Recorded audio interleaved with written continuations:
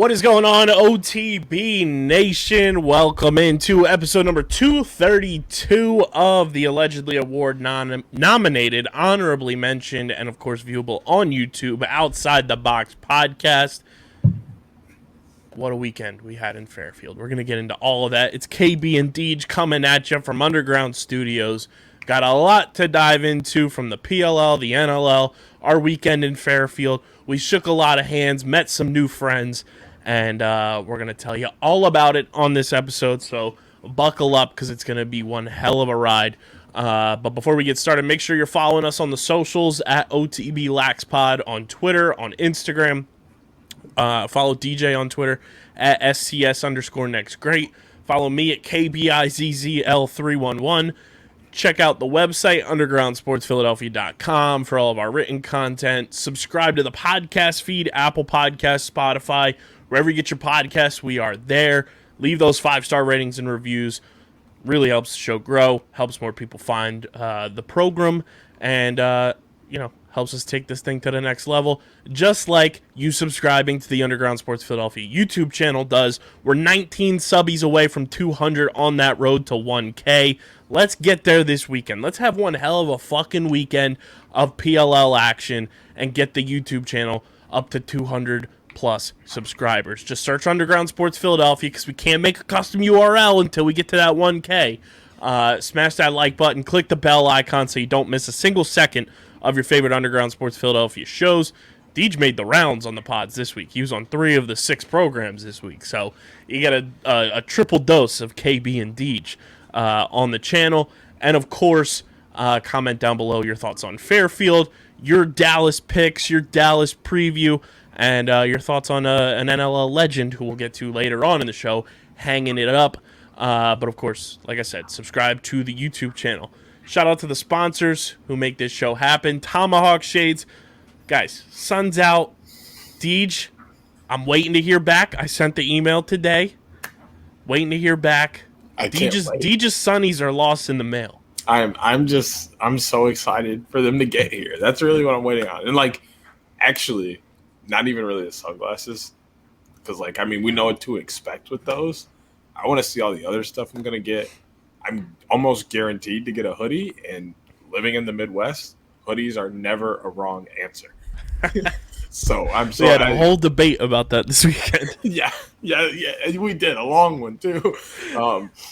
Just going into fall, it's total hoodie weather with football and stuff coming up. Gonna be outside because I'm probably gonna be in a press box with the window would be open, calling games, football and soccer. So yeah.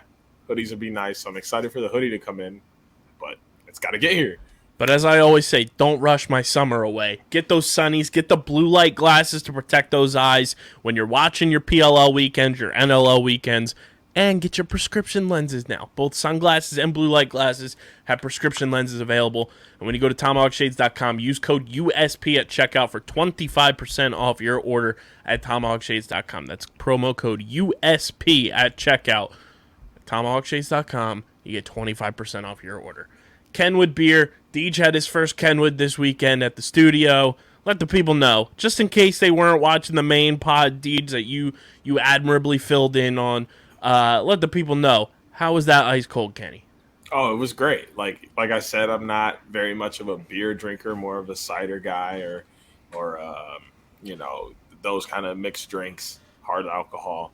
Sadly, you need to get that together. But no. If there's anybody out there looking to sponsor, hey, I'm here to pair along with the Kennys. I will definitely drink you. If you need the angel and the devil on the shoulder. Kenny's being the angels. We need a little devil action too. And I'll probably pick the devil most of the time. But the angel was fantastic. Like I said, not a huge beer guy, but of the ones that are on my list, it's near the top. I give it a solid 8.5. Fantastic light beer. So go to kenwoodbeer.com. Use the all-new and improved Kenny tracker to see who's got Kenwood beer on tap in the Philadelphia area. You got to be 21 or older to do so. And, of course, please drink responsibly. And Bino board. Deej got a taste of the green turf board this weekend and was absolutely loving it. You guys can go to binoboard.com. It's BINHOBOARD.com. You get boards, accessories, merch. They got the Bino sun hats in now. Dog days of summer, you got to protect your head, protect your melons out there during these summer tournaments. BinoBoard.com, and when you check out, use code BINHOUSP, BINHOUSP, for 10% off your order for the next big tabletop game, next big tailgate game. It's the next big thing. BinoBoard.com, code BINHOUSP for 10% off your order. Deej, let's dive right into it. Fairfield was an absolute electric time. I think it's in my top 3 PLL weekends of all time. We had ourselves a doozy. I signed my life away at the hotel. We saw a wild deer in broad daylight. And we had some electric PLL games go down at Fairfield University. And we met some incredible people as well. Like, just to name a few people that we got to interact with at Fairfield, which I would, if you would have polled the weekends preseason of which weekend was going to be the most star-studded, Fairfield probably would have been at the bottom of the list for me, because I would have been like, who's going to Fairfield, Connecticut that's, of a big star ilk? Well, guess what? It was the most star-studded weekend since Baltimore of last year, because in attendance we had Dan Orlovsky, who we got to meet. We had Chris Kreider from the New York Rangers. We had the boy, Josiah Johnson, King Josiah, shout out. We spent 2 hours talking to Josiah and his crew, just easy. Awesome dude. Who else am I forgetting? A fella named Kent Bazemore.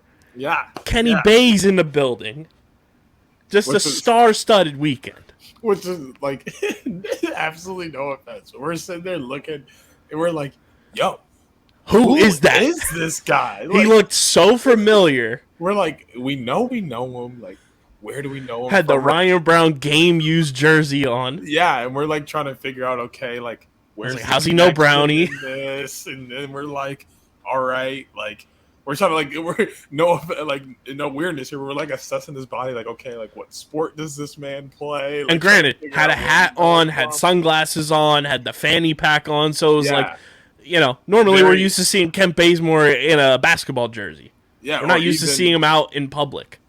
But even if he's not in a jersey, he's in something super dripped out, right? Not a lacrosse jersey, and he doesn't have his lacrosse jersey. Doesn't have his legs out, wearing 4-inch seam shorts, with a hat. He pulled them off. Sunglasses. Oh, he looks fantastic. But he had what the kids are calling the hoochie daddy shorts. Kent Bazemore, officially a hoochie daddy, and a lacrosse fan. Yes, Lax dad, and also K18 in the building as well. Back-to-back weekends, which was amazing. Star-studded weekend. Everybody that we just listed off that we met, Dan Orlovsky, Josiah, and just seeing Kent Bazemore interact with his kids and interact with, nicest humans on the planet. I'm still not over Dan Orlovsky's handshake grip. I don't think I ever will be. When I told Deej who Dan Orlovsky actually was, because Deej knew him as the ESPN personality, didn't realize he was the quarterback that stepped out of bounds for the 0-16 Detroit Lions.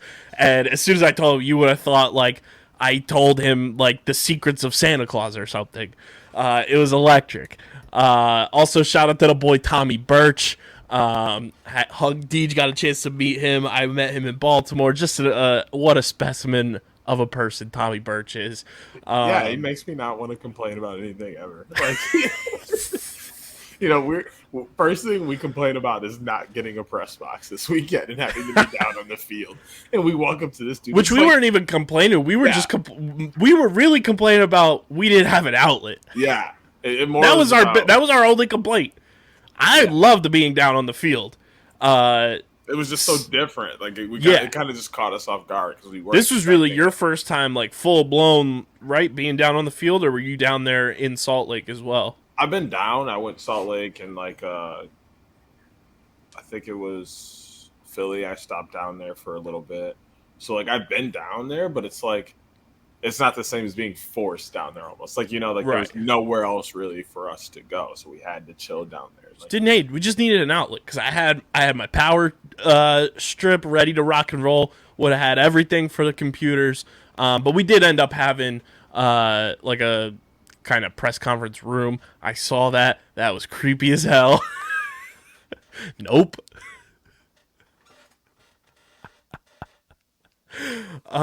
We did have a press conference like section to go to afterwards, which was great. But I love being down on the field, especially for the weekend we had with these games, simply because it was one of the most electric PLL weekends in recent memory. We're going to recap all the games that happened as Deej just tapped out. And we're back.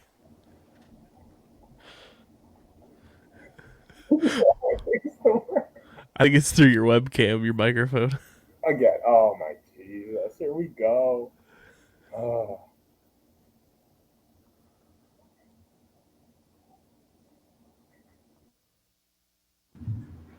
There we go. I just want my things to work. We need to get you a new webcam.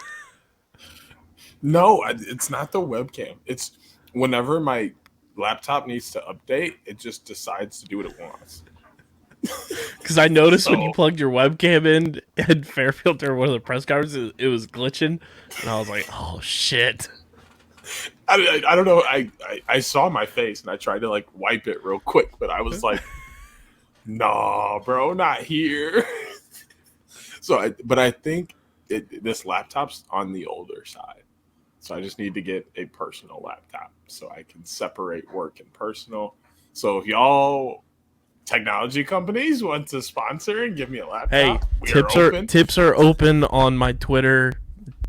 We will put it towards DJ getting a laptop. And I promise I could start throwing my Cash App and Venmo and all that down at the bottom if y'all want. And y'all can donate whenever you want. I mean, we'll throw that thing out there. This can happen. And I can always return the favor. All right. I got a coaching stipend coming. I can handle these things. Time is just not in my favor right now. And I think the biggest thing is, Deej, what we've learned from this, don't leave your laptop in a hotel in DC. Bingo. All the way back to that. That's a different story for a different day. But getting back to it, Fairfield, I think, was one of the top 3 weekends in PLL recent history, if not full-blown history. The electricity, the fans were fantastic. All you bozo kids out there asking to trade sticks for chains, I don't know what you're thinking. I don't know who taught you math, but something don't add up there. But you're all electric, and I love you. Fairfield was fantastic. Or the $20 for the chrome rope hat. Excuse me? Bro, go buy one out there for $30. It's not that hard. What do you think I'm going to sell you mine for less than what I bought it for? Here, I'll give you this signed ball that I brought from home. And I'll give you one shoe and this $20. That was disgusting. That was vile. I was like, no, I do not want your shoes. It's nasty. Fairfield was incredible. We got some fantastic pizza in Connecticut as well. Shout out to Frank Pepe's. We didn't have to wait, 45 minutes to 2 hours for the pizza. Or for it to start 3 hours later than what we were sitting there. It's 25 minutes, bada bing, bada boom. But Fairfield, the games, unbelievable games. Redwood's Atlas was top 5 all-time memorable game. We had a player literal blue skidoo out of the field of play that led to a game-winning goal by Miles Jones from 19 yards out. Eddie Glazner, bing bong, how you doing? 2-bomb, absolutely disgusting. That game was like, I think that ignited something there between these two teams, that there was a little bit more chippiness. There was a little bit more, it felt elevated between these two teams as Redwoods won 16-15. Whipsnakes beat Chaos 14-12. That game was incredible as well. Those two teams always play tough. Archers just have the best of cannons for whatever reason. Bows beat bombs 17-12. The Archers win. And then the Water Dogs Chrome game with the absolute epic nightcap. 11-10, Water Dogs win in overtime. Let's get into these games. Quick hits, Deej, from Redwoods Atlas, obviously brought up the two major goals that stood out to us. Eddie Glazner hits the tie game, two-bomb for what I believe is the first goal in his PLL career. And if you guys haven't already, go read Laura Marola's article about Eddie on the PLL website. It is absolutely incredible. Go check that out if you haven't. I tweeted it out from my account. OTB tweeted it out. Lauren tweeted it out. It's a fantastic piece. But Redwoods beat Atlas 16-15 on ESPN2. Nat St. Laurent drops the F-bomb in the post-game press conference on the broadcast. And, it's after a win, so we already know how Nat's doing. That's how we're living. It was the atmosphere with us being down on the field when Glaze hit the two-bomb and then Miles hitting that game-winning shot. You would have thought it was a championship game. The way that Fairfield erupted on the Glaze shot and then on the Miles shot, everybody lost their goddamn mind. It was like we were on Wild and Out or something. Like, the place lost it. The way I've been describing it is they blew the roof off of a place that didn't have one. Yes. We were outside and the roof was gone. Not because it didn't exist, but because they blew it off. It was insane, especially like on Glazes too. Like you saw that was the one. I kind of felt it. Like yeah, you saw him pick up the ground ball. He's running. You don't see anyone approaching him, so you're like, all right, he's gonna rip it. And like nobody really knows what to expect, but I could feel the energy like build up all the way like on his whole trip down the field. He ripped it, went top corner, and just explosion. We were like arm on each other's chests, like no way, no way. And then it happened. We were like, oh my god, we lost it. I thought we were gonna push each other over. I thought we were gonna fall over.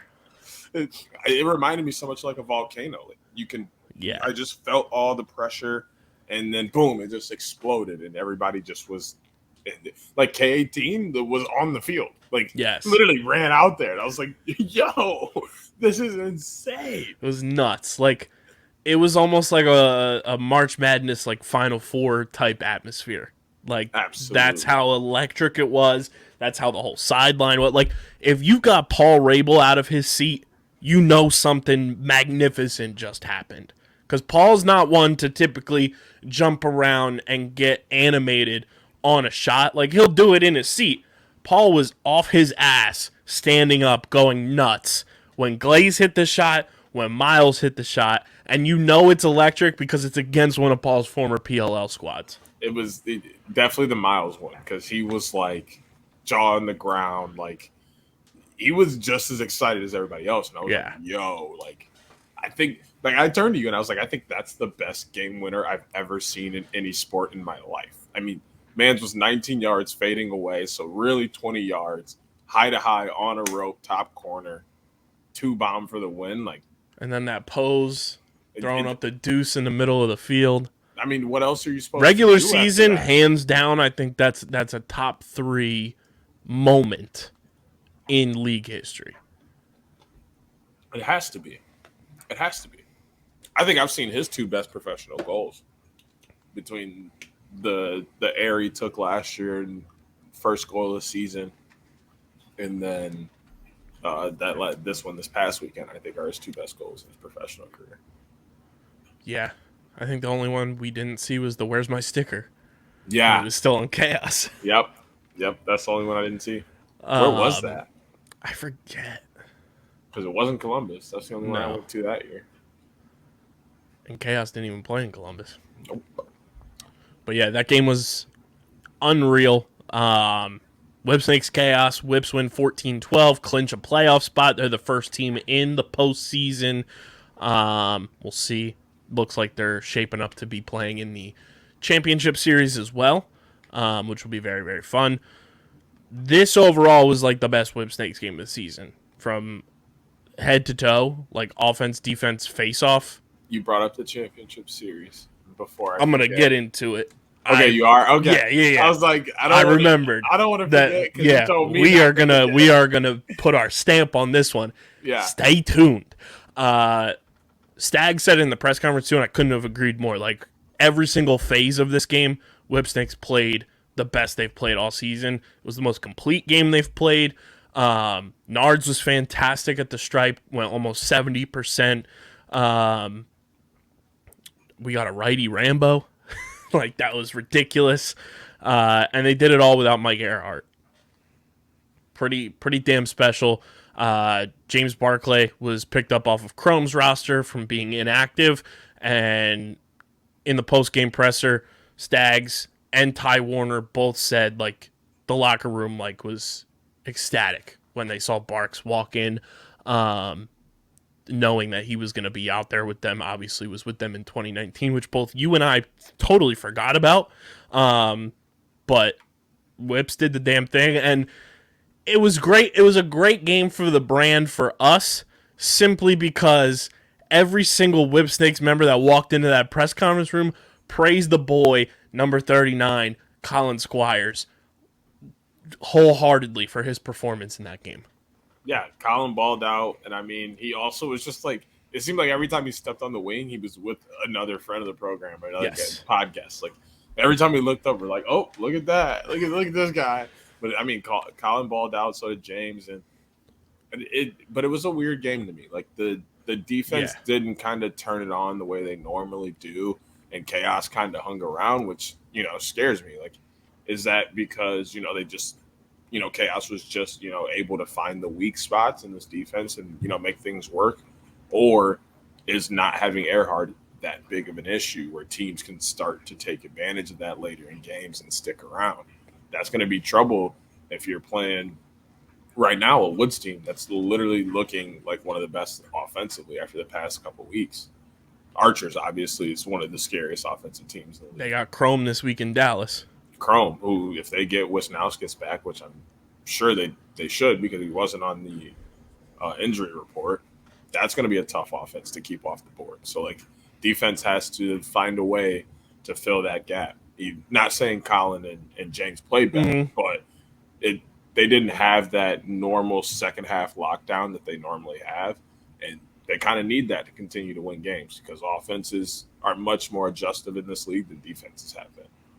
Yeah, 100%. And I think, Chaos got their rings at halftime of Redwood's Atlas. Those rings were blinging. They look fantastic. Just sad we didn't get rings. But then we turned and looked at each other and went, well, glad we picked the Whipsnakes. Because we did. They're definitely going to win this game now. Yeah. I think with the Whips in this one, like you said, Earhart not being there, like you could tell, but they had guys step up. And then we almost had our first Jared Newman nuke since 2019, which if you were there, you saw my soul almost leave my body when it happened, because I would have been K18 running on the field if Jared would have hit that, because that is our brand. That's been our brand since 2019. This offseason, I am totally hitting Jared up, and we're working on something with that. So, again, hashtag stay tuned. But we need him to have that green light to just rip those things, because it's such a weapon, and we saw it so much this weekend, too. Whether it was the boy Cade Van Splashhorst, Eddie Glazner. We need Jared to be kind of just let loose and get that green light to kind of launch him if he has the opportunity, because it's such a weapon. And I forget if it was this week or prior to the All-Star break with Minnesota when I asked Ben Rubior about, kind of giving Cade the green light. That was Minnesota. With hitting 2 bombs, and he said, yeah, it's a weapon. We see how other teams are kind of deploying that, and it's something we're gonna use. Every team should be thinking like that. Well, especially after this week. I think I said it on the sideline during one of the games. I was like, where's Joe Keegs when you need him? I was like, I don't know what the record is for 2-point goals in a weekend, but I think we're already through it, and we're not even done with one game because from the polls, Cade had 1 or 2 that game. Yep. Glaze had his, Miles had his, Serge had 1. I think someone else from Atlas had one as well, if Yeah, I I'm not forget who it was. mistaken. Let me see. I'll And pull then that up. obviously there were a couple in the Whips Chaos game. Um, I think there might have been a two scored in at least every game, or a couple scored in at least every game. It's just like it's turned into like They're literally a weapon. so lethal. It's at the point to where if you have anywhere from 2 to 3 guys that can really shoot that ball, you've added an element that can not only win you games but keep you in games or bring Yeah. you back into games that you really shouldn't be in. Miles, Surge, Eddie, and Cade had 2-pointers in the first game, and then there were none in the second game. Um, but we did get off to a hot start with those 2 bombs, which was electric. We should have had a Jared Newman one, but we digress. He should have went high to high. Yeah. Which I mean, I don't blame him trying to go high to low, but I think Kyle was just expecting it, ate it up, high to high. I don't even know if he was kind of expecting it. It seemed like, I don't know if you noticed it, but it seemed like as it got closer to Kyle, the ball kind of died. That too, but he did shoot from 18, 19. If not longer. Thinks he's Miles or something. I know you got the fastest shot. Thinks he's Wes Berg out there. You got to watch yourself, buddy. You're not Connor Kelly in Minnesota in the rain. Not Connor Kelly on Long Island in 2021, just fucking splashing in things. We'll get to Connor Kelly in just a bit, but Archers beat Cannons again, 17-12. I mean, I said it going into this weekend. I'm saying it coming out of this weekend. Archers look like the scariest team in the league right now in terms of just cohesiveness. And this is in a game where Grant Ament made his season debut, went 0 for 7 shooting, and they still were able to look that damn good.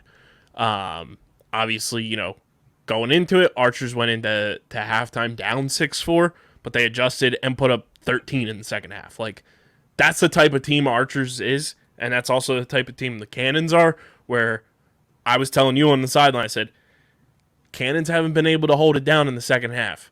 Archers have been a second half team all year long. This game's far from over. My MVP, Will Manny, 6 points on the day, 5 assists in this game. He's currently leading or tied for the league lead in assists now, and leading the league in points. Lyle Thompson had 7 points in this game. Best overall game for Justin Inacio in his career so far, which was massive for the Archers. And, I mean, I'm going to let you take the floor because I know you were salivating a bit when you saw it. Trey LeClaire in his new role still puts up a hat trick playing that. Just ridiculous that a guy like that of his size, his stature, has become a Swiss Army knife for the Archers. Like it was awesome to see because that's kind of what I preach to my kids that I coach is you play defense and then you get rewarded with offense. Like if you're out there playing defense, you go hard, you play D, get the turnover, clear the ball. If you get the matchup or you want to stay, go ahead. Or if you don't, you come off and get your rest. But your reward is after we've played good defense. And like he's become an embodiment of that. Ryan Terafenko has become an embodiment. Like there are multiple guys who are running these, this two-way position where eventually it's going to be you cannot play lacrosse as a midfielder unless you can play both ways because that's what it's going to be. There's not going to be any more offensive and defensive midfielders. It's just going to be midfielders. You play both ways and you sub off when you get tired. And like I think that's awesome. That's what the game needs. Like we need more people who can keep the game going. And Zach Currier is a good example of that as well. Like Trey LeClaire he does it because now you have arguably the best 4-man unit defensively for short sticks in the league between Treasy, Dominique, Mark, and now Trey.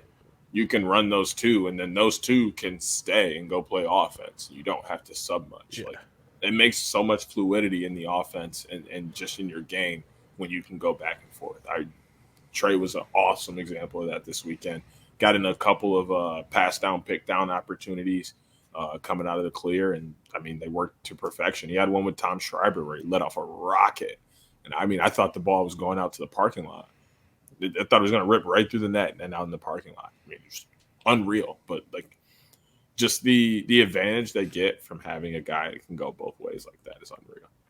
Yeah, I mean, Schreiber balled out. Connor Fields had himself a game. Trey LeClaire, like we said, balled out. Matty Moore continues to impress. He's still right there in that Rookie of the Year debate, I would say. Treasy had 2 goals in this game. Grant still had 2 points, even though he went 0 for 5 shooting. Marcus Holman, bit of a quieter game, but still popped away with 2 points. John Robbins scored in this game. Scott Ratliff scored in this game. Jared Connors had an assist in this game. The Archers are just doing it, man. They're so fun to watch, and when they're clicking and when they're getting production like that from Inacio at the stripe, look out, because they're lethal, and I mean, everything shows that they are right now like the team to beat, because even though they're not in first place, they're still tied with Atlas and Chrome, and they're ahead of them because of goal differential, because they have the best score differential in the league with plus 20. Like I said last week, like, their 2 losses are 1-goal losses. They're going to have a shot at redemption this week against Atlas. They're the most, in my opinion, right now, they're the most fun team to watch in the league, and they're the most dangerous because they're doing all facets as a team at a high level. I'm less concerned now after watching them play this weekend, just because my concern that I brought up last weekend happened. In the first half, everything was off offensively because, like I brought up to Tommy, Grant is much like a Rob Pennell type player. Like, he is a quarterback, Michael Sowers. If they're in your offense, everything runs through them. Like, you clear the ball, you get it through X, and then it stops at X with those guys, and then, they quarterback the offense. So you couldn't expect the Archers to continue to run kind of that free ball offense they had because it was going to go through Grant. And you saw in the first half them trying to get Grant acclimated and running through a couple of turnovers, lots of missed shots, not taking the best shots offensively, getting into the offense a little bit slower. All those things happened in the first half, and they adjusted a little bit, and they were able to get Grant in a little bit more of a faster role, moving the ball a little bit faster and giving other guys a little bit more freedom with the ball, and they were able to get things rolling again. So now I just feel better knowing that if Grant's not on, they're not going to try and push through him still. Like, I've seen the Woods do it. They try and push through Rob even when Rob's not going. Like, you have to find other avenues if your avenue isn't working. And that's what the Archers showed this weekend. Okay, we're trying to get Grant acclimated and try and go through him again because that's our best player. Was not working. So let's try everyone else who still has all of the necessary capabilities and are all still great players. And then everything started to flow. That's what you need as a team, to be versatile, especially on the offensive end. That's what they showed this weekend. Yeah, if your avenue's not working, just go down the boulevard. Cannons, though, I said it last week, they're going to miss the playoffs. After this week, Ty Zanders reported they released 4 players, bringing in 5 new ones because they also put Brody Merrill on the injured list. Shane Jackson out. Tyson Bell out. Christian Cuccinello out. As in, like, cut, not out. Not like out. Injured. Like, they are out of the Cannons organization right now. There's 4 weeks left in the season, and you're still shuffling the roster. That, to me, is just, like, major red flag. I said this last week, even with the guys on the roster that they were shuffling through, that they were still doing it, was a red flag. Now you're releasing some guys that have been key contributors to your squad, and we were going through it this past weekend, too, looking at the expansion draft. There's 3 guys left on this Cannons roster that they took in the expansion draft, and one of them is Brody Merrill, which who knows how much longer he's going to have in terms of longevity-wise. But, like, the key contributors that you have are Jake Pulver and Ryan Drenner.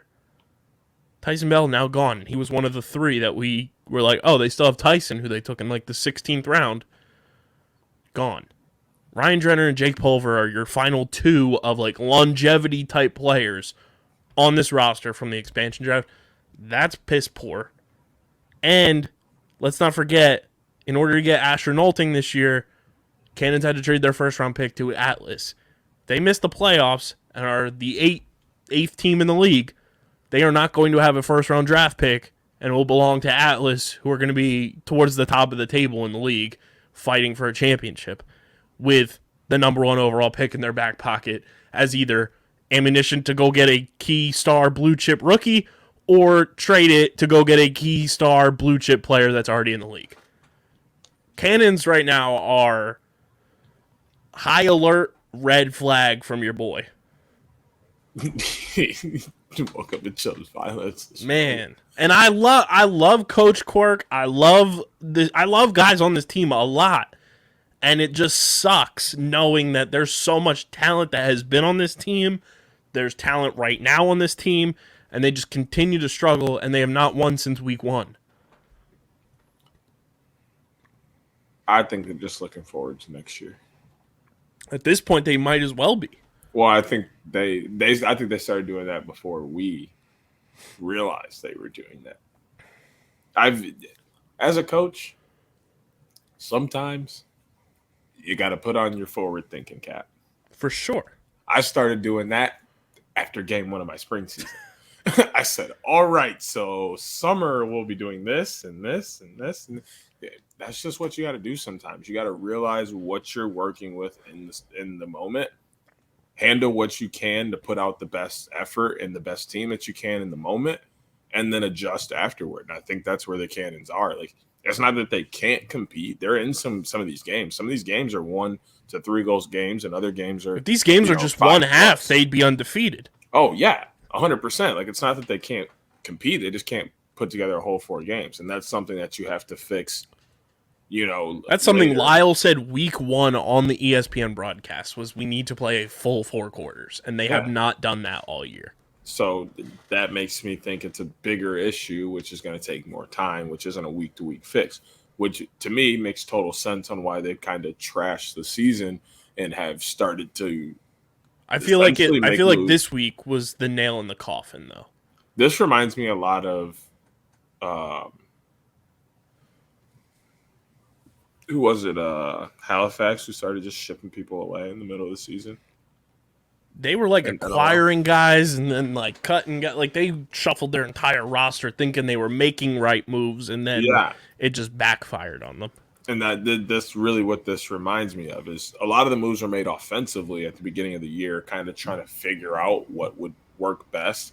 And he's like, oh yeah, this lineup looks good, and then this one looks good, but he messed with the chemistry and the flow of all these players' games so much that it kind of just trashed the season. And he did make really a lot of good moves on the offensive end. They've been competitive but haven't won games. Like, it's not good. I think them losing this week, when going into this weekend, you were tied at the bottom with Redwoods and Chaos.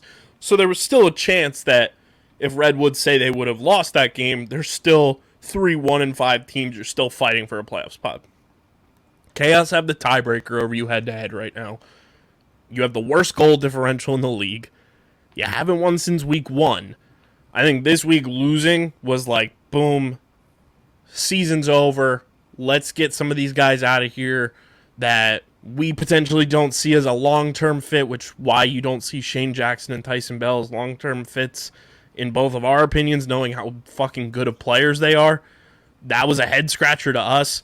Saw Tyson Bell playing for Six Nations this past week as well with Austin Stotts and Brendan Bomberry. I mean, if I'm any team in the league right now, I'm calling Tyson and being like, what's it going to take? If I'm any team in the league right now, I'm calling Shane Jackson and being like, what's it going to take? And quite frankly, for some of these teams too, I'm calling Christian Cuccinello and being like, come through. Especially the Water Dogs right now, knowing their injury situation, and Cuccinello's played for that team before. I'd be like, hey, come on back. You know this system.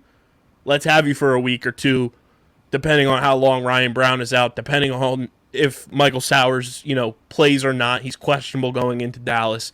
But Ryan Brown's out. If I'm Andy Copeland, I'm saying Christian Cuccinello, come on in because he knows your system.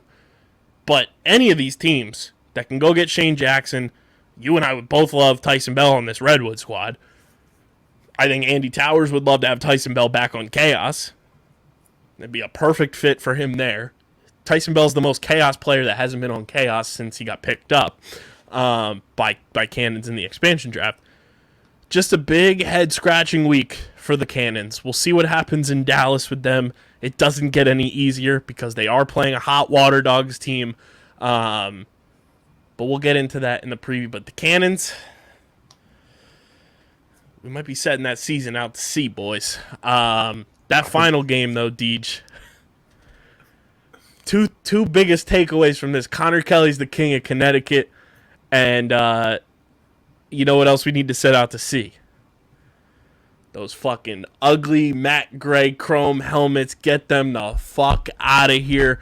Chrome is 0-2 wearing those. Back-to-back losses for Chrome. We are obviously big. Look good. Feel good. Play good. You might feel good. You might play good. But they do not look good. And just to you, I don't have a problem with that. I just want to preface that for the people out there. I do not have a problem with these. I have had multiple people within the lacrosse community hit me up, especially this weekend, and be like, what the fuck is Chrome wearing? I literally got a text that read that, and I said, I hate it too. They lose to the Water Dogs 11-10 in overtime. Again, 1A electricity in that game. I called it. I said it was going to overtime. It goes to overtime. And bing bong, dogs in your front yard. Connor Kelly does it again. Splashes the game winner in his backyard. Andy Copeland gets the win back at Fairfield. This was another electric atmosphere type game. Everybody was losing their minds. I'm still disgusted that Eli Salama did not pull that shot. That will haunt my nightmares for my brand forever. You should have gone high to high as well. Yeah, should have ripped it. Should have ripped it like a Beyblade, brother. I do still give him the pass because the yard sale was disgusting. The yard sale on Courier was gross. He's going to hear about that in Calgary forever. Oh, yeah, because we were right there. Like, it was gross. That was one of the sickest yard sales of all time in the history of the sport. The ground ball was so smooth, gets out in transition, wide open shot. Like, bro, you got to make that stick. Yeah. And if you're not going to make it stick from two, like if you're going to pull that two, you got to know it's going in because if he makes the save, they're going other way and probably you're going to score. So if you're not going to pull this two and make it, push, give it off, and get the one and go home with a winner. Yes. But at the same time, I blame you for not going 4-0 because you said it would go to overtime. And I didn't say that Chrome was going to lose in overtime. No, you just said it would go to overtime, and that's how it felt. I had a premonition. I had a feeling. Yeah, but when you say that kind of stuff, it happens. And when a team is down and then they score to tie it, 9 times out of 10, to be fair, these two teams were scrapping the whole game. It was an ugly game for most. I say outside of that fourth quarter, it was an ugly game. Like could have gone either way. 3/4 of the way through, they scrapped in that fourth quarter, and Water Dogs came out victorious. And credit to them too, like they earned that win because post game we didn't know this when we were out there. Post game, Andy Copeland comes through, says they're playing like 2 3/4 players down because who was it? Chris Sabia was out. No, he was the one who was playing hurt. Yeah, that's what I was saying. Like, Chris Sabia was out there like 20%. Yeah. And then Ryan Brown out. Michael Sowers out. They were playing down 2 men again, which they've done earlier this year. I got to give credit where credit's due for them. And I asked Connor Kelly about this in the post-game presser, too, of like, that next man up mentality with this team. And that's exactly what it was. Like, they stepped up. They had guys out there, filling roles that aren't their typical roles. and they were gritty and grinded it out and found a way to win. And I got to give credit to that, where like they, even though two of their biggest players were down, they had another guy out there who was like playing on one leg, from what it was like being presented to us as. That's gutsy, and I like gutsy wins. I'm on the fence about that because, like, yes, part of that, like that ending part of saying like next man mentality, like coming up and all of that, like they completely grinded for that part, but how they got the win was pure luck. Like we even talked to. I feel like most overtime wins for the most part are a lot of luck involved. No, we talked to Coach Sudan from Chrome, and he goes, yeah, like, you know, he took the shot, rebound comes out, there's two guys there battling for the ball, and all of a sudden it just pops in his stick. Like, that's literal magic. And I know exactly what he's talking about. Like, there's 3, 4, 5 people fighting for it, and then all of a sudden it, not even like highly, like it's just a small little bounce in someone's stick, and then they go score, and you're like you literally can't do anything but throw your hands up and turn around. And like, you know, like that's, to me, that's like that luck part I was talking about. Like that's just like there's nothing Chrome can do about it. Like, in my opinion, they should have had that ground ball, and the game should have been over, but they get the luck of that bounce, and it ends up in Connor Kelly's stick, and he scores, and then it goes to overtime. Like, and I was mostly saying the grit and the grind was to get it to overtime. Yeah, well, which is the part I agreed with. Like they were able to grind to get into that position, but the play that got them into overtime was such a lucky play. It just was like almost like, if I'm coaching Chrome, I'm like, guys, we didn't lose that game. Like that's just tough. Like, I can't be upset at you guys for playing that way and ended up in a stick, and then they scored and they took the momentum in the overtime and won. Like, can't be upset at that at all. Like, that's a great game through and through. Like, that's just a very misfortunate event. Like you know, football and soccer players say that unlucky. Mm-hmm. That's really all you can say about it, is that's just unlucky. Well, Chrome, I do have a way that you can fix this. Get rid of those fucking helmets, boys. How about y'all wear them again this weekend and win? And so this dude can shut up. I'm tired of this. Hey, if they lose this weekend and they're wearing them, then I have nothing else to say. 0-3. That's science right there. Hey, fool me once. Shame fool on me twice. Shame on you. Can't be fooled 3 times. Fool me, can't get fooled again. I know the saying in Texas. Well, it's I know there's a saying. Maybe it's Tennessee, but it's probably in Texas. You fool me once, shame on you. Fool me twice. Fool me, you can't get fooled again. So this is what the standings look like after Fairfield going into Dallas. The Whips at the top of the table once again in the playoffs. Playoff spot clinched at 5-1 with a score differential of, shout out George Costanza, 7. Archers at 4-2 with the most goals scored in the league, or I should say most points scored, 83 with a score differential of 20. Atlas also at 4-2, second most scores, 4 at 81 with a score differential of 12.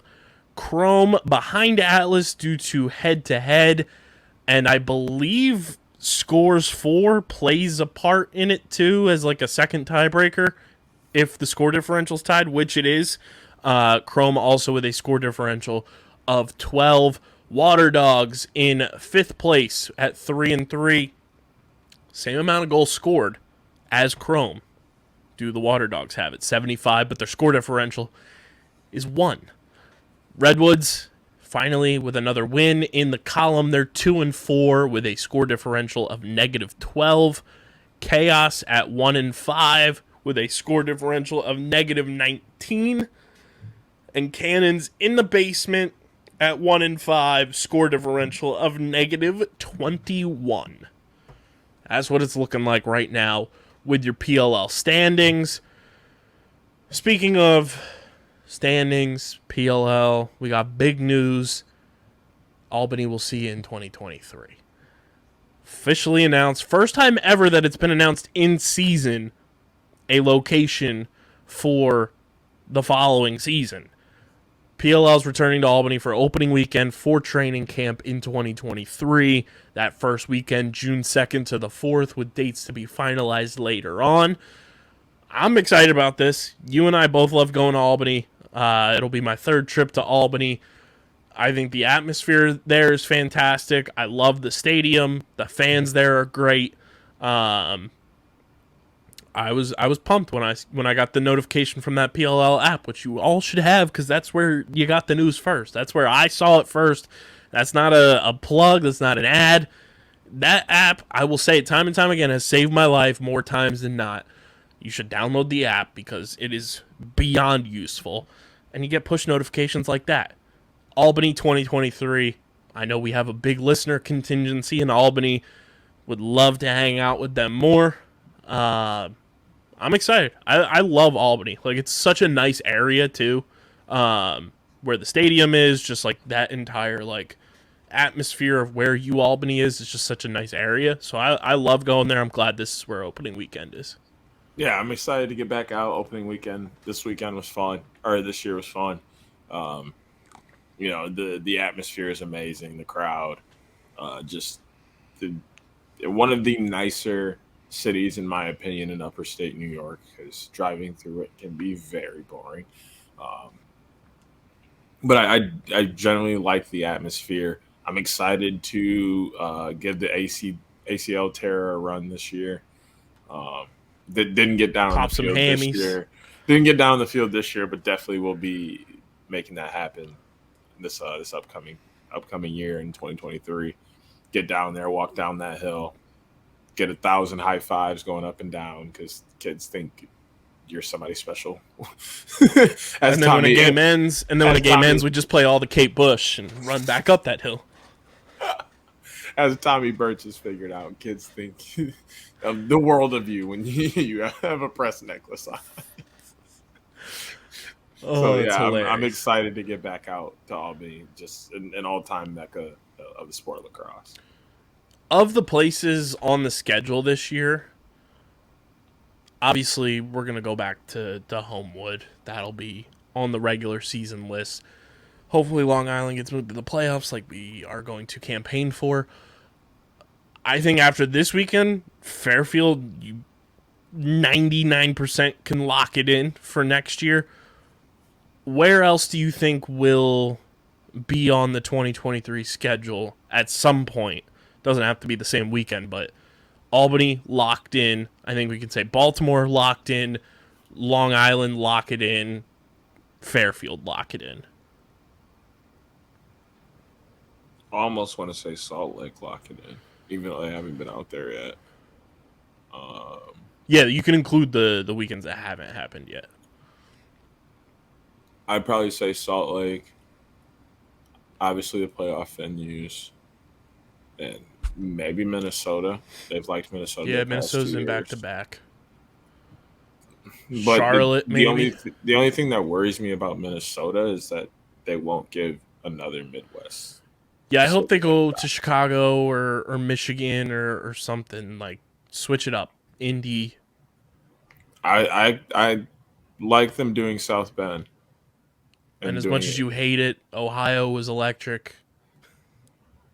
Yeah, I mean, we could do Ohio again if they're gonna do the MLS stadium again. Yeah, the Columbus Crew Stadium was great. It was awesome. Yeah, I didn't mind that. Plus, I have good friends that have their barbecue spot in there, and trying to get some more Legacy Smokehouse. Okay? All I'm saying is, if we do South Bend, we could save a lot of money on car insurance by switching to the Green Lizard. Yes, but which I'm already a part of. You also can just fly here, stay at my house. South Bend's an hour from here, so drive there and back each day. Like, it's a Tommy Birch plan. Tommy Birch experience, yeah. But yeah, like South, and I mean Notre Dame would be electric. They have a lacrosse only field. They have enough seating. They have the standing room only atmosphere. You can still get the Premier Zone going there. It's turned into sort of a mecca in this area. Like when it comes to playing lacrosse in Midwest, like the two big schools really are Notre Dame and Ohio State. It's like if you're not going to play at one of those, like if you're not going to play at Ohio State, you should probably play at Notre Dame. There isn't really anywhere. Trust me, I've been looking here in Michigan for places for them to go. Haven't really found anything too good outside of, like college football stadiums, which are kind of big. I mentioned like Western Michigan soccer, which I mean I would love if they came and played here, but we'll see about all that. But yeah, I think the Midwest is just somewhere they should definitely tap into. You see a lot of people from the Midwest traveling to go see because they don't have anywhere to go. Minnesota, and if they're not going to Minnesota, then they're hopping on a plane to go somewhere else. For sure. I think Fairfield, though, locked themselves in for a 2023 schedule spot, but Albany will see it opening weekend. And maybe even a team just in the state of Connecticut. I don't know if it's necessarily going to be Fairfield, Hartford, et cetera, Bristol, but I think, one, having the Connecticut Hammerheads with the MLL helps, but also just after this weekend, there's a genuine lacrosse community there. They bring the energy. The fanship is there. The PLL sold out both nights. The PLL definitely has a reason to say, okay, we could settle down here in the state. We just need to find a city.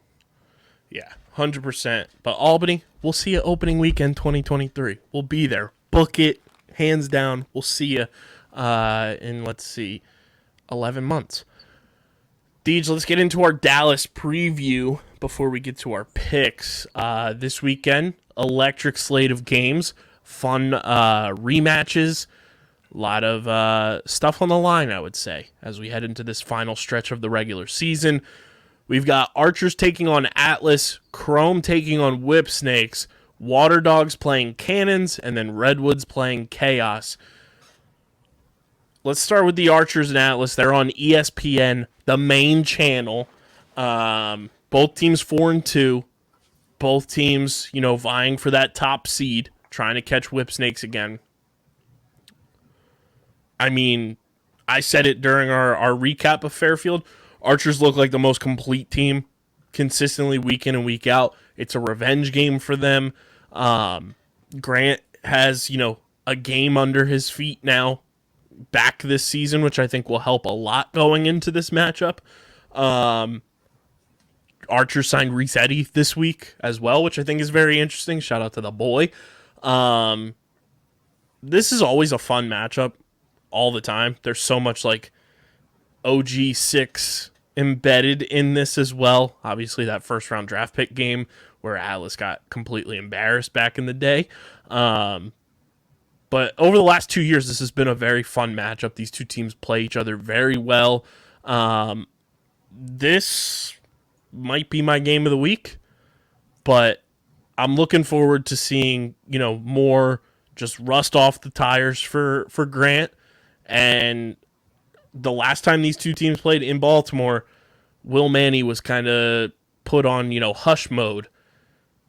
I want to see Will kind of break out from that against this Atlas defense, and we'll see if Trevor plays as well. That's going to play a huge part in this, I believe.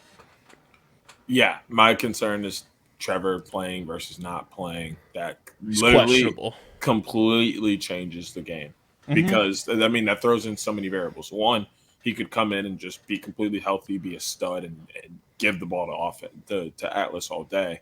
And Ignacio is going to struggle 9 times out of 10 if Trevor's healthy. Or he comes in a little bit not healthy, and it's kind of more of a 50-50 game. Ignacio gets a solid chance to compete. He comes in kind of more healthy, so he wins more. Ignacio still is able to make an impact of some sort.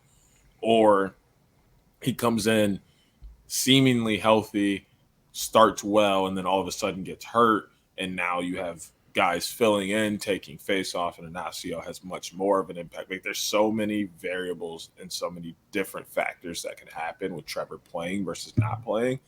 That worries me in terms of not only picking this game, but just watching it in the flow of the game for both sides. And the point you bring up with Will, I wonder who's going to guard him now. Because he picked up the second best defenseman last weekend. Does he still pick up the second best defenseman this weekend? Or do you have to honor how well Marcus Holman has played this year and give him the second best, because obviously Grant's going to get one of those too, even though he hasn't played much this year, and he's only one game in and didn't play well, that well in that one game. Still have to respect and honor who Grant Ament is as a player. So he automatically is going to get the best poll. So now second best goes to who? And if it doesn't go to Will Manny, I will not be surprised. I'll be stunned. I wouldn't be surprised to see him have a good game. I mean, 100%. He's going to take advantage of that. And it's ironic to say, because like their third best poll is Cade Van Raffenhorst. Like, he's not bad at all, but that's definitely an opportunity for Will Manny to see it, one, as a sign of disrespect and kind of pop off, but also two, just take advantage of not having the kind of defender he's expecting to have on him. And to put in perspective, the last time these two teams played in Baltimore too, it was a 1-goal game. It was 10-9. Will Manny was shut down. So imagine if he has just a moderately good game. Archers probably win. This is also the game that Trevor Baptiste went 86% from the stripe. Went 19 of 22. That plays a factor in this if Trevor is, one, going to play, and if he does, how healthy is he, which Ben Rubior said in the press conference after the game this week that Trevor's ahead of schedule and could have played in Fairfield if they needed him to, but they just erred on the side of caution, give him that extra week, which typically in a press conference we don't get that type of information on an injury, so it sounds like Trevor's on his way back. He is listed as questionable this week, so I would be kind of surprised if Trevor doesn't play, but I'm sure that'll be something they test in pregame to see how good he is to go.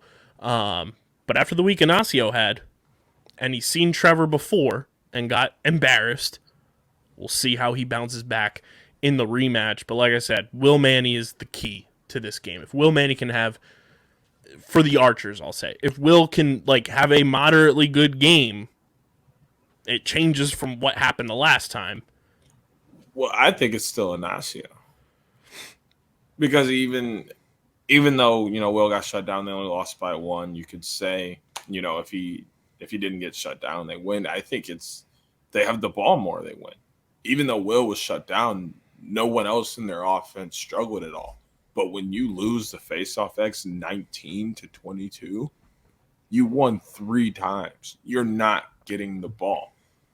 And I saw Diggs bring it up on Twitter. He's like, if Trevor doesn't play, I'm nervous because the Archers don't need faceoff wins in order to generate their offense.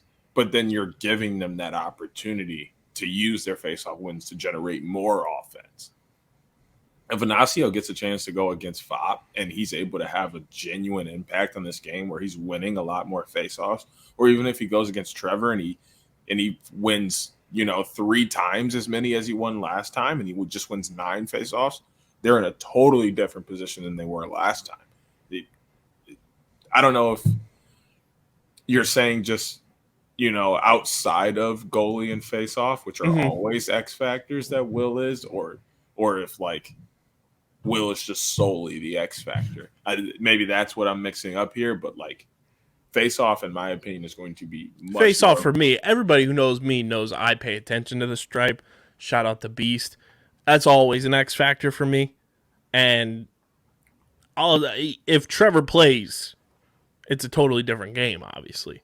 If he doesn't play, I think that favors Inacio in a way because he's gotten more consistent reps than FOP has. I don't know. See, because I think he might even be mentally preparing himself to play against Trevor again. Face-off, which he should. Yeah, face-off men are the most statistical, nerdy players ever. The first thing they do after a game is check their phone and look at the stats. They want to know how many face-offs they won, how many ground balls they had, how many turnovers, all that stuff. That's the first thing they do. He has circled Trevor's name ever since they played that first time, maybe even before that. Which he should.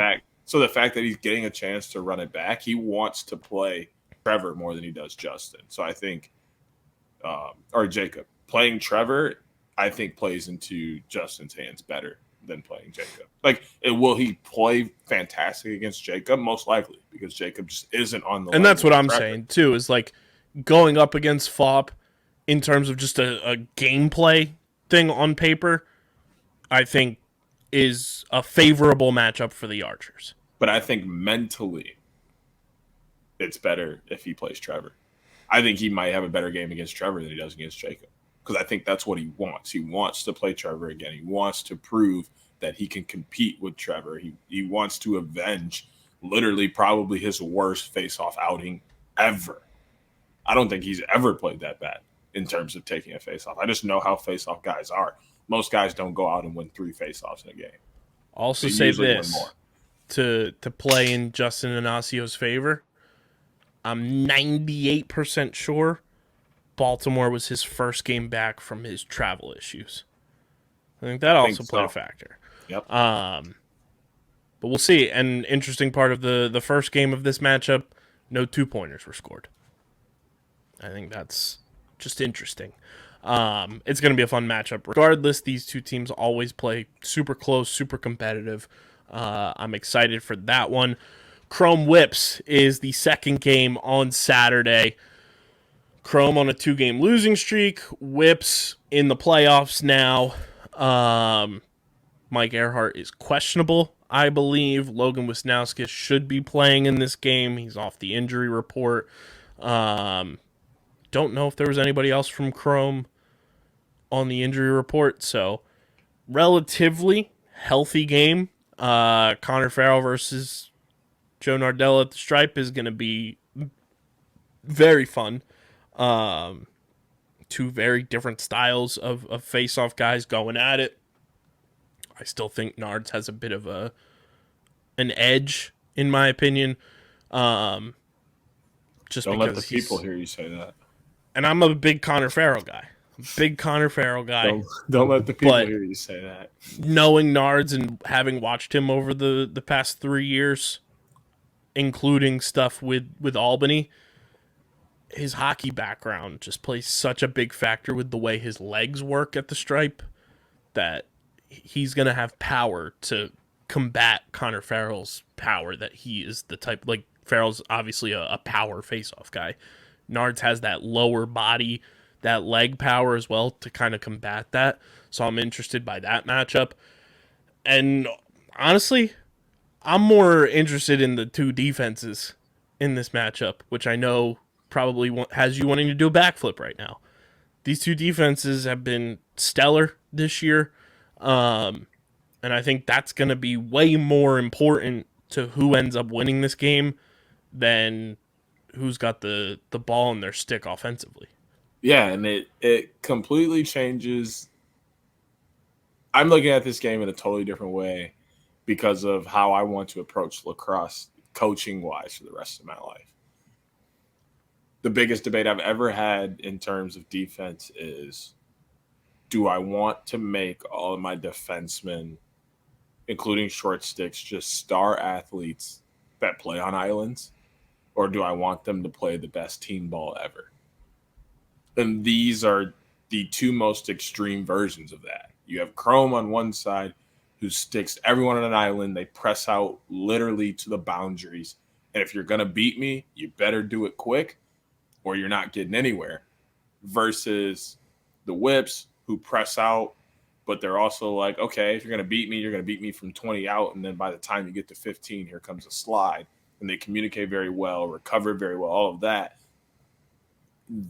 Whoever wins is going to be the approach I take. That's how I'm looking at this. I'm looking at what defense do I feel plays better. That's going to be the key in this game, really. Both these offenses have everything they need. They have good face-off guys, so they're going to have the opportunities there.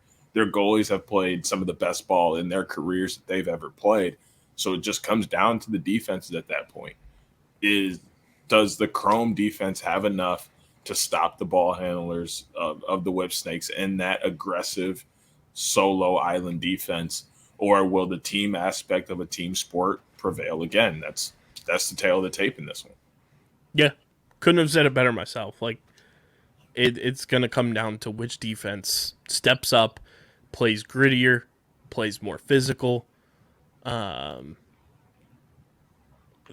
This is going to be, I don't know if it'll be in terms of action goal scoring wise fun to watch, but but this game is going to be fun to watch from a technical perspective and from a just kind of like mental.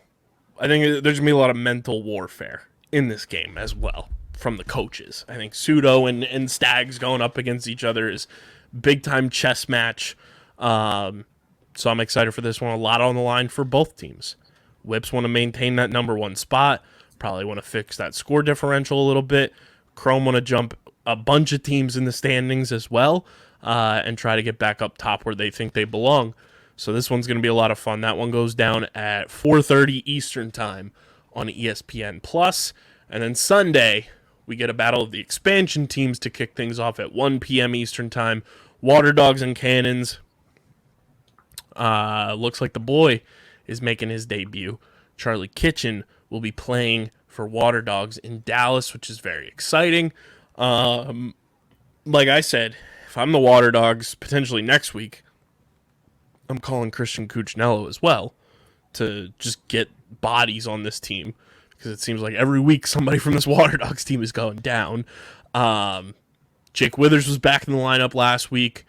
Good to see him back. We'll see how much rust he needs more kicked off the tires coming back from that, I believe it was a hamstring injury. So, I mean, Water Dogs right now, they're playing very confident, which is fun to see.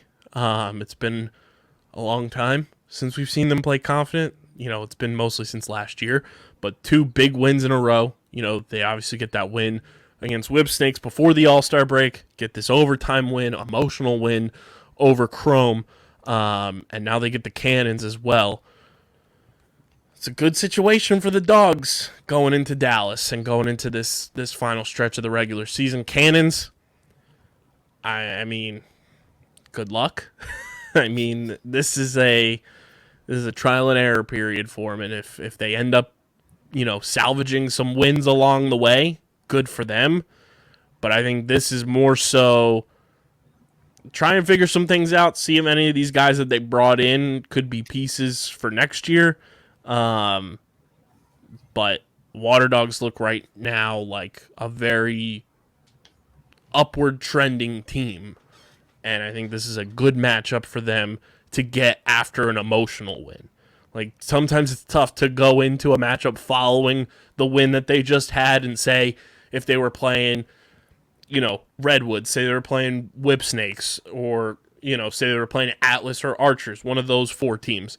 I think that would be a much harder game for them to kind of get up for. And not that it would be hard for them to get up, but like coming off of that win, it's going to be tough to bring the emotional level and that intensity level back up. I think getting Cannons is a big, let's reset the levels, let's get the tone going, but they also just can't overlook them because that's when Cannons will snipe you and Lyle Thompson will have like 12 points on you. I mean, Water Dogs just got to stay healthy in this game. That's what I'm looking forward to. Keep all your boys healthy. Play with a full 19 for a full 4 quarters. That's my big takeaway for the Dogs this week. That's the goal for them this weekend. Yes. But, come out unscathed.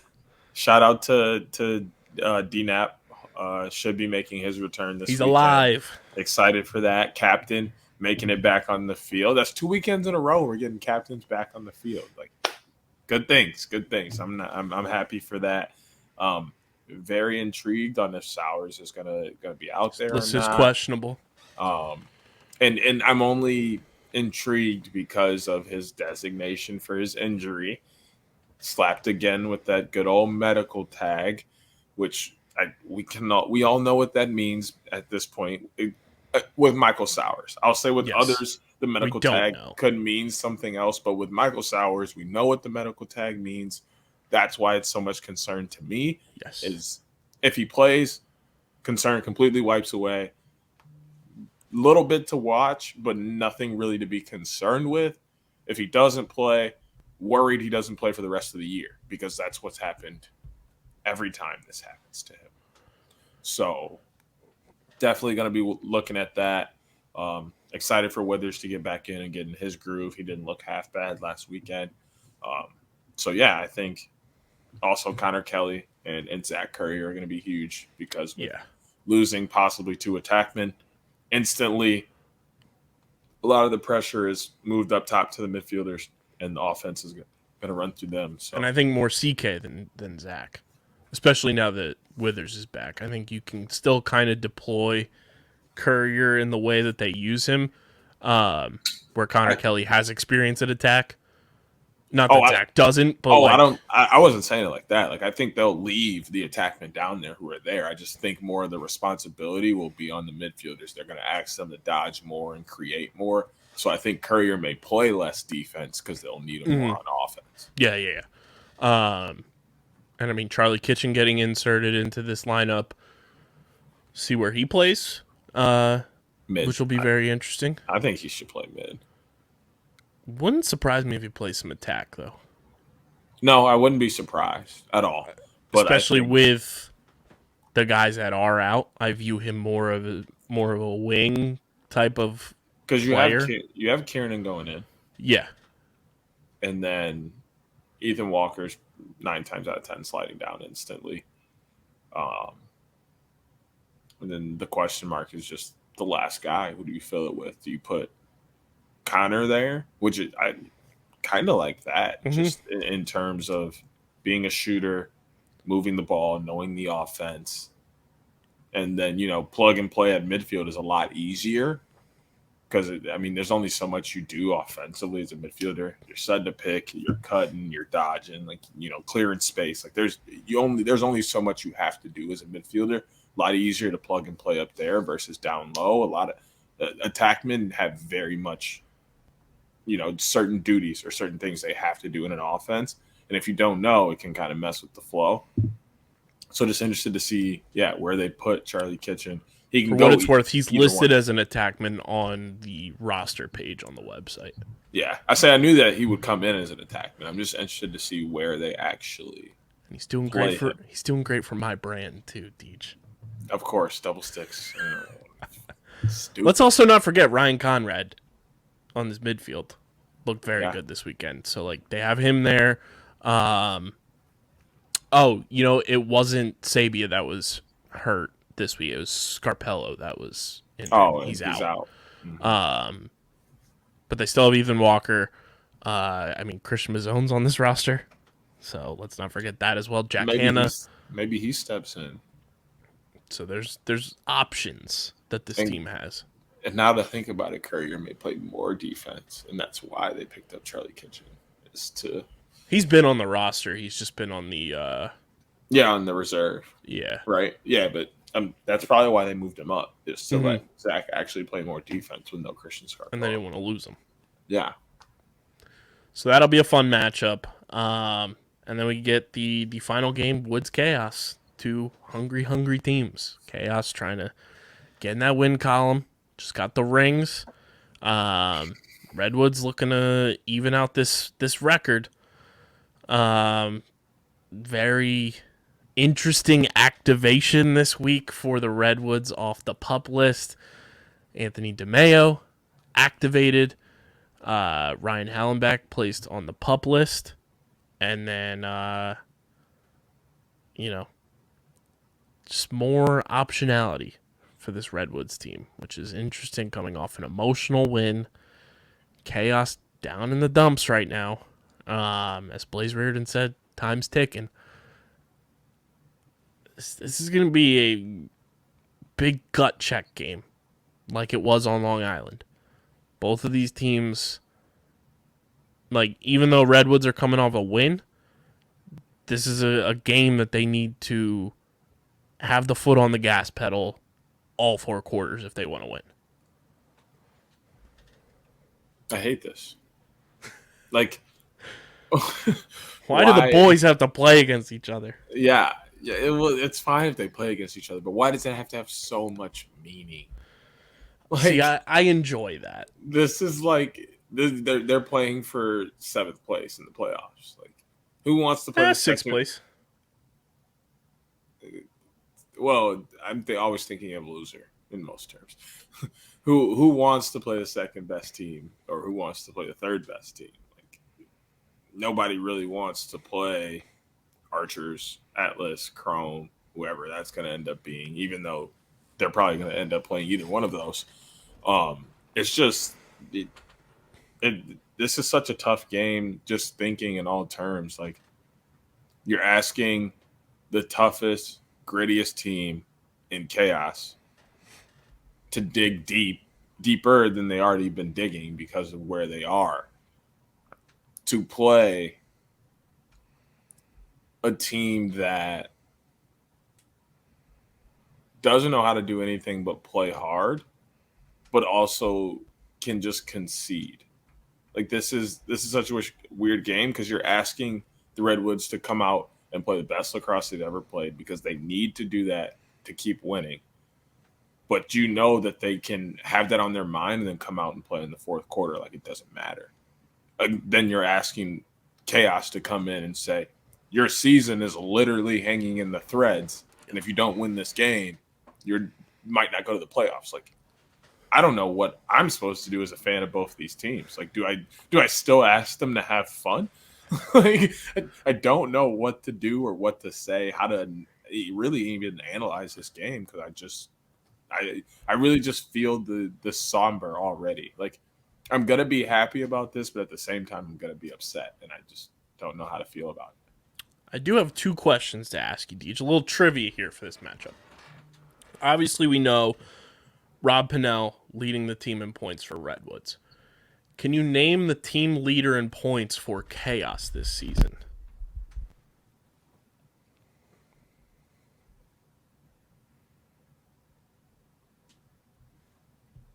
Is it Challen Rogers?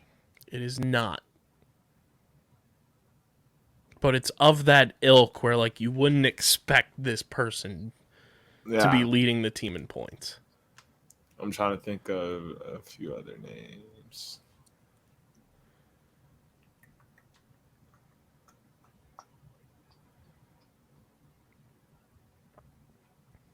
KJ?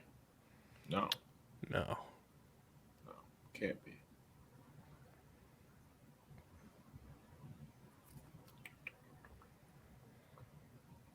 Is it Mac O'Keefe? It is Mac O'Keefe. I was trying to think of guys who've been playing for majority of the season. They've had such a weird season. I was talking to somebody about it. I was like, it's not that they're bad. It's not that they're, in a position in these games where they can't win, but they were just plagued in a scenario where they didn't have some of their best players for the first 3 to 4 weeks of the season. So they picked up random guys.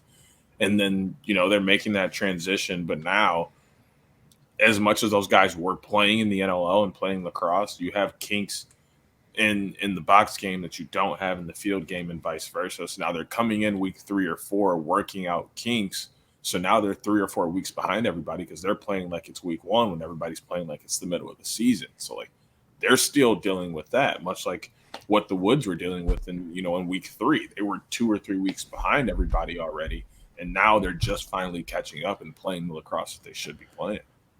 I'll say this. I mean, Dane Smith and Josh Burns still doing the damn thing. Dane leads Chaos in assists with 6, and Josh Burns leading the team in shots with 22. Mac O'Keefe leading the team with points for Chaos with 11. Garrett Epple leads the team in caused turnovers for the Redwoods this year with 13. Chaos's team leader in caused turnovers is 4. Can you name who that player is? Sujai Kostabile. Incorrect.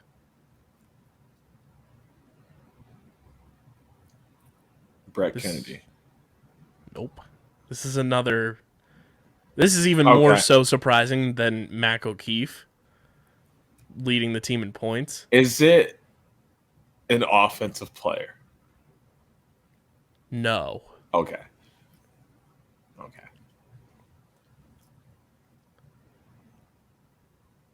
It's a short stick D-midi.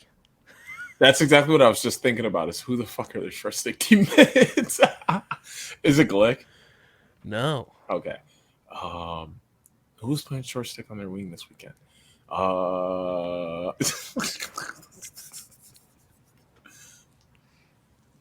Gonna use the handy dandy mouse tool. Good old PLL app for a roster. Or not, because my app needs to update. Awesome. It is. No, don't you do this. No, I'm. Oh, okay. It's somebody that you and I have yelled at from the press box before. In disappointment. For something they were wearing? No. For them not pulling the trigger on a shot. No way is it Pat Resch. It is Patrick Resch. I was so upset at that. We're like, dude, we got the prop bet. Hitting. All you had to do was shoot. And he's got to get rid of those. Jesus. Oh, those cleats. Unless y'all are wearing the black jerseys, the black cleats got to go. Unless you're going to wear black socks. Uh-huh. You look like... Terrible. If you're going to look like that much of a menace, you have to be like it. Yes. Craig Chick, for example, this past weekend looked like an absolute menace and played like it. Dude was everywhere. Wasn't even his around. Equipment.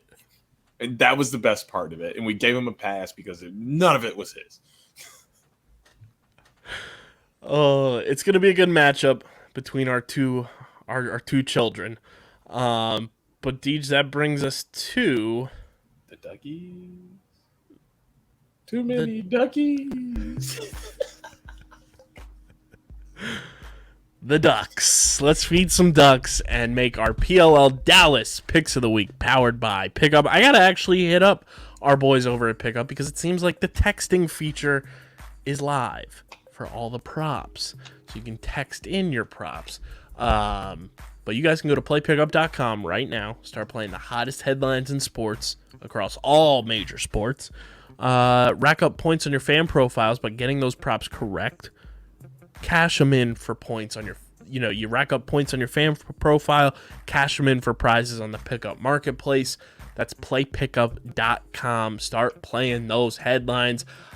I want to apologize to the people as well. I know we didn't get a graphic out there for our picks this past week. We didn't have anywhere to culminate. It happens. I will tweet out the graphic alongside this one this week from the comfort of the Press Box de Casa. PLL Dallas, though, Deej. Let's get into it. Archer's Atlas on the main ESPN, the worldwide leader. This is my game of the week. Stamping it. This is my game of the week. How do you see the battle of the A's going down? I'm upset because I just wish I knew the true status of everyone. That would make this game so much easier to call. But I'm leaning on the side of caution here. And Diggs, I'm using your own words against you. But because the Archers do not need the face-off to generate their shots in offense, that makes me feel better about them heading into this matchup, because if they do happen to get the same play they got last week out of Inacio, it only makes their offense better. Their defense is still playing well, and obviously the question mark is going to be the face-off unit. So I'm leaning on the side of caution and going with Archers. Give me the Archers. This is a revenge matchup. These two teams play, like I said during our breakdown, they play each other very, very well, very, very tight. The Archers were pissed off losing that game in Baltimore. They want revenge. I think Atlas might be tooting their own horns a little bit with this little documentary coming out about them. Give me the Archers in a rematch dub, because I think their offense has elevated and kind of learned from that game. And again, it was a 1-goal game. A couple bounces go their way early on in that one. Jeff Teat doesn't pull that shot out of his ass that he pulls out. I mean, that game could have gone either way. It was such a big coin toss game. Coin's going to go the Archers' way this coming week. Chrome Whips on ESPN Plus at 4:30 p.m. Eastern Time. By the way, Archers Atlas is at 2 p.m. Eastern Time. 4:30 p.m. Eastern Time. Chrome Whips. Whips already in the playoffs. Chrome looking to bounce back on a 2-game losing streak. Currently in 4th place after being in 1st place for all of the season pretty much going into Minnesota. I wish I knew the jersey combos because that would make this decision so much easier. Both teams are relatively healthy, though, which is the big thing. I think that's very important. And I think what Whipsnake showed us this weekend against a Chaos team that was very hungry, they can win without Mike Earhart. They can piece it together with guys who can step up, who have learned from Mike along the way, including the boy Colin Squires. And as much as it pains me to pick against our preseason darling, league pass squad, I gotta go Whipsnakes right now. They're flirting with that territory of can't pick against them until they prove me wrong. And this is tough for me too, simply based off of history, Deej. Chrome have beaten Whipsnakes in massive wins in multiple seasons. I think Whips break that trend. I think this is going to be a very close game. I think Whips get a win and continue rolling.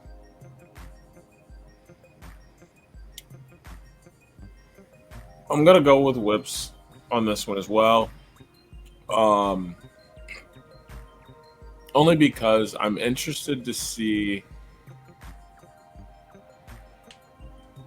I think Stags plays games here and moves Gutty down to attack for this game, making the defensive matchups almost impossible for them down there.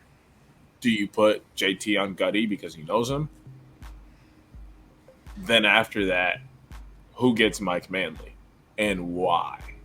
Is it Rambo because he's traditionally good, or is it Zed because he's Zed? And then the question mark after that is the third guy is going to go berserk because, no offense to Jesse Bernhardt, but you're kind of the odd man out in this scenario in terms of cover, and they're going to dodge on you, time in and time out. Like me, look as a coach looking at this defense, if I'm dodging on any player on this defense, it's Jesse Bernhardt. No offense at all, no disrespect, but JT is so young and so fresh coming off the injury. He's been aggressive and has been beating everybody up. And then there's just Mike Manley, who is arguably Defensive Player of the Year. I'm going to take my chances, especially if it's Zed on Jesse. I'm going to take my chances with Zed every single time. Early on, I'm going to say Rambo gets Jesse. Okay. Because of the Maryland thing. And that makes me think that's going to be the matchup to watch because I think they're going to dodge on Jesse most of the time. Like, no disrespect behind that, but I wouldn't want to dodge on the other two guys.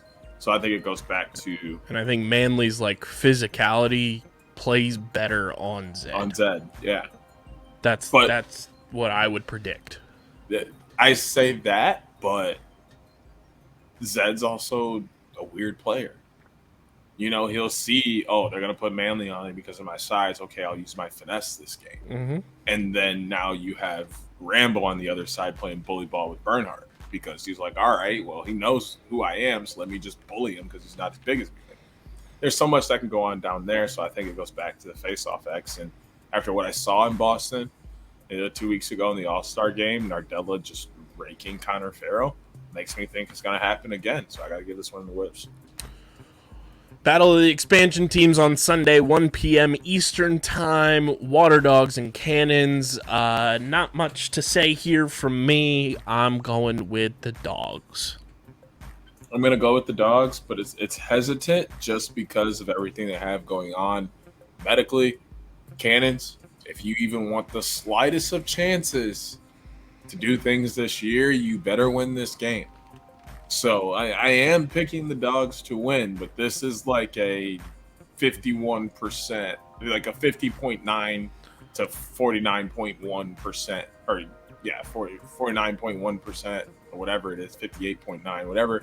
However you figure that out. Math is hard, people. Y'all can math on your own, but just know this game is about as close as it gets because of all the medical.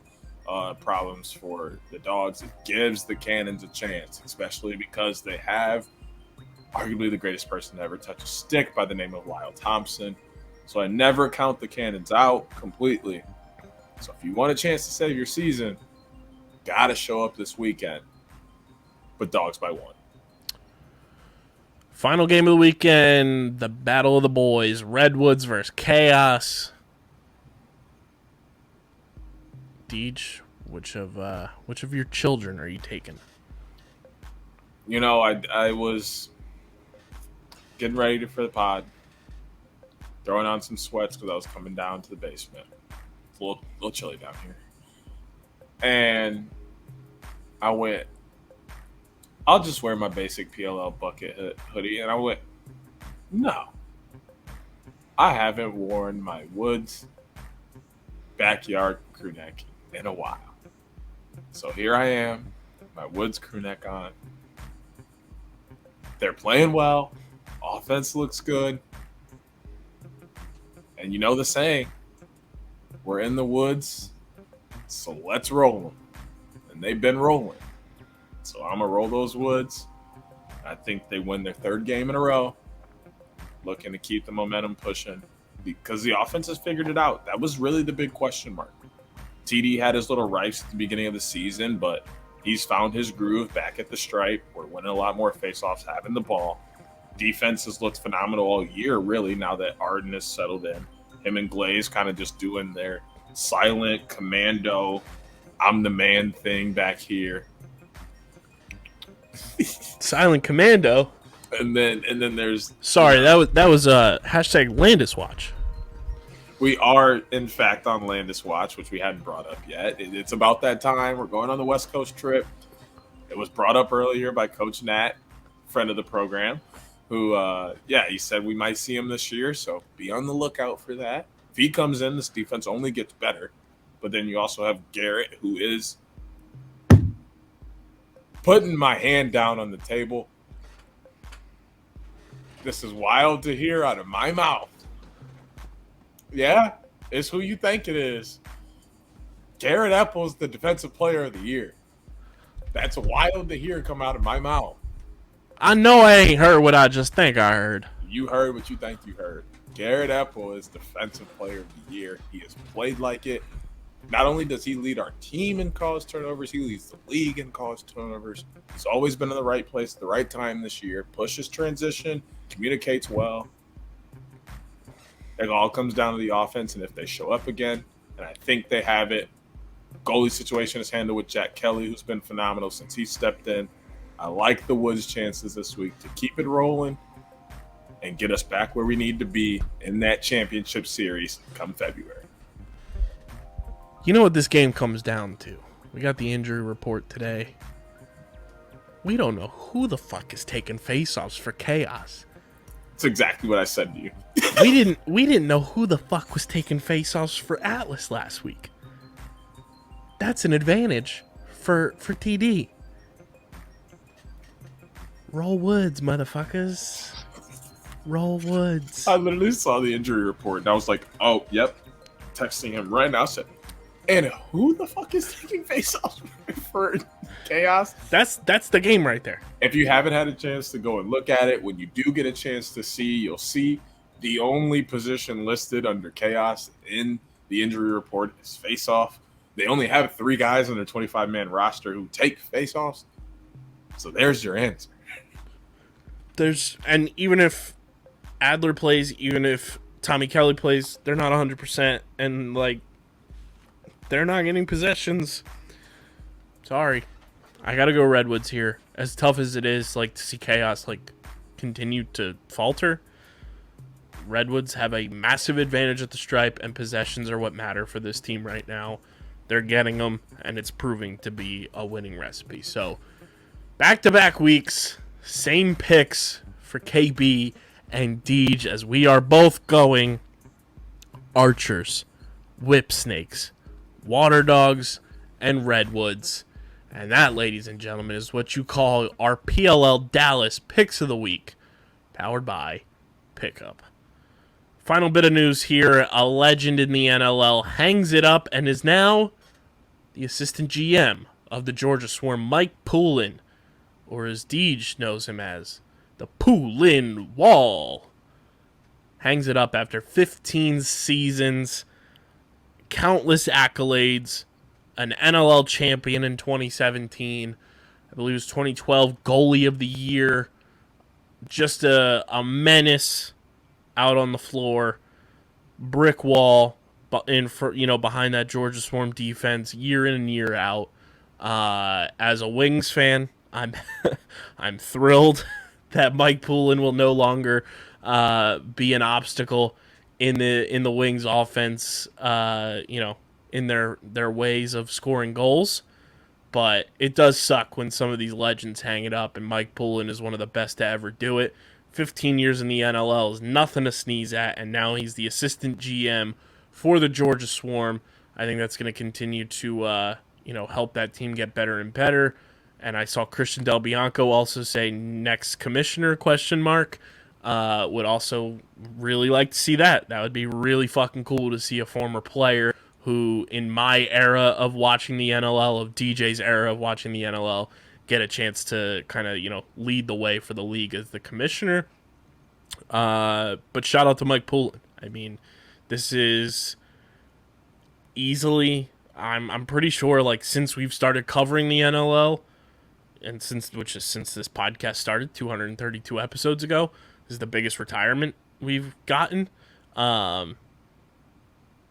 Tough to see him go, but like I said, as a Wings fan, it's a good day for the offense. Georgia, I'm sorry, and the Poulin Wall has come down, Deej. Just slow your roll. All the games will still end 12-11. Don't worry. I wonder if that plays a factor. Mike Poulin being gone, will the Wings Georgia Swarm games be non-one-goal games? No, I'll hang up and listen. 888-729. I just wonder if it's going to be anything other than 11-12. Like, right. The amount of 11-12 games you two have had is unreal. Yeah. Other than that, I'm most excited to not hear the Poulin Wall ever again. Mr. President, bring down that wall. That was the first thing I said to you. I was like, I'm so glad to never hear that again. But I am sad to see literally a legend leave the game. He's changed the way, the box goalie game is played. He plays it in a very, revitalizing way. He often not only just controls their defense, but energizes it and then gives that energy right to the offense because of how well he plays in net, how well he communicates, how much he asks of his defense in front of him. They play well, they play up to that standard, and then it just gives all the momentum right to the offense. Like, you're not just losing a goalie, you're losing a staple of your program, your organization. Like, 15 years is a long time. A lot of people know Mike Poulin. Like, the jerseys aren't going to stop raining through that arena. You'll see Poulin jerseys forever in that place. People remember him forever. Wouldn't be surprised. I would love if he went on to be the commissioner. You haven't seen that, I don't think, in any league where a former player has gone on to be the commissioner. That's like next level. And especially in a sport like lacrosse, where so much of it is focused on being player-led and, what the players want.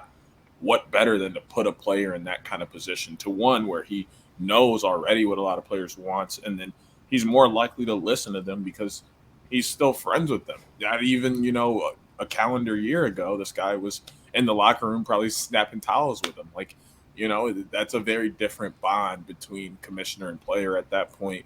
And I think it takes the league to another standpoint, even for the fans, because when the players are happy, they produce at a whole nother level. And then with that production comes money and a lot more things for, the organization, the league, and then fans get to benefit from all of it. So at the end of the day, we need a former player in the front office. Mike Poulin, if you want to be commissioner, we are officially petitioning you to go and do that. Let's get lacrosse to the moon like we've been doing. And this just opens the door down in Georgia for big-time friend of the program, future guest, Craig Wendy is now your starting goalie for the Georgia Swarm. So that's massive for the brand. But Georgia, now that Mike Poulin is retired, now that the Poulin Wall has come down, I got to ask if that means you can follow us now, because you still don't follow us, but you do be following a lot of our people. You're one of four. It's you. You understand why the Buffalo Bandits have not won a championship the last 2 times they've been there? Just saying. The Toronto Rock and the San Diego Seals. Look what happened to all those teams in the playoffs. You didn't even make the playoffs. You want to make the playoffs this year, Georgia? Get on our good sides? Just saying. Shout out to Mike Poulin. That's all we got for you guys this week. Make sure you are also shout out to Devin Caney, new gig with Sports Radio WIP, hosting over there. Dev just is pushing the boundaries of things you can put in a Twitter bio, and I respect it. Shout out to Devin, well deserved. And like I told her, it's earned, not given, and she completely deserves it as well. Super proud of Devin for just continuing to be a fucking megastar in this city of Philadelphia. Oh yeah, she's giving me hope. She's just gone the opposite of what I've done. She started in the sports world doing her media thing, and now she's in the radio. I'm starting in the radio world, and this makes me totally believe I'm going to get to the sports world and do what I want to do. She's been an awesome individual doing her thing, helping not only the sport of lacrosse go, but helping, Philly fandom continue to be the crazy thing that it's always been. And, now she's bringing that atmosphere to the radio, which is going to be awesome. Like, so many people think radio is a dying art. Radio will never die. I don't know if you've ever seen any apocalyptic movie ever. What's the one thing that's still surviving? Radio.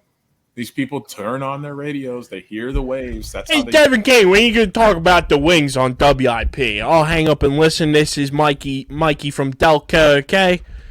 Need to talk about more lacrosse on the WIP airwaves. The fuck are we doing there, Dev? Let's make it happen, chop chop. Please. I'll hang up and listen. Please call in and do that. Yeah, Dev, first time, long time.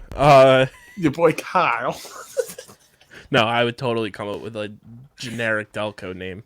Oh, please. Hey, this is Delco Dan over here. We're going to talk about the Philadelphia Wings or what? What are we doing over here? What are they going to do? Are they going to win a championship? Do I need to invest in season tickets for this team, Dev, or what are we going to do? I'll hang up and listen. Costabile play? Yeah, where the fuck's this Brian Costabile guy? Where the fuck's he at? This Matt Moore kid, he's supposed to be an all-world player. He's out there for this Archers team, but he's not playing for the Wing. Is he a real Philly John? I don't think so. He's not playing for the hometown team. I'll hang up and listen. Thanks for taking my call, Devin. I need this content.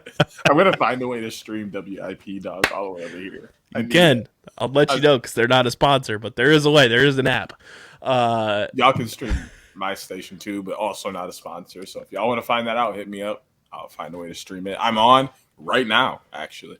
12 a.m. to 3 p.m. or 3 p.m. 12 a.m. to 3 a.m. Monday through Friday. So Bang. Shout out to boy. Shout out to Devin. Make sure you guys are following us on the socials at OTB LaxPod, Twitter, Instagram. Make sure you're following Deej on Twitter at SCS_NextGreat. Follow me at KBIZZL311. Check out the website, undergroundsportsphiladelphia.com, for all of our written content. Subscribe to the podcast feed, Apple Podcasts, Spotify, wherever you get your podcast, but leave those 5-star ratings and reviews on Apple and Spotify. It really goes a long way. Helps more people find the show. Helps us grow this thing to the moon. And be sure to subscribe to the Underground Sports Philadelphia YouTube channel to get full video episodes of OTB and all of your favorite Underground Sports Philadelphia podcasts in video form on the YouTube channel, plus original content that we have cooking on the tubes. Big thank you to our sponsors who make this show happen. Tomahawk Shades, Pickup, Kenwood Beer, and Pino Board. All their information is linked in the show notes on audio and in the description on YouTube. But this has been episode number 232 of the allegedly award-nominated, honorably mentioned, and of course, viewable on YouTube, Outside the Box podcast, part of the Underground Sports Philadelphia podcast network. For Deej, I'm KB. Let's enjoy this weekend in Dallas. If you're down there, send us pics. And until next time, we're getting the heck out of here. Peace. Peace.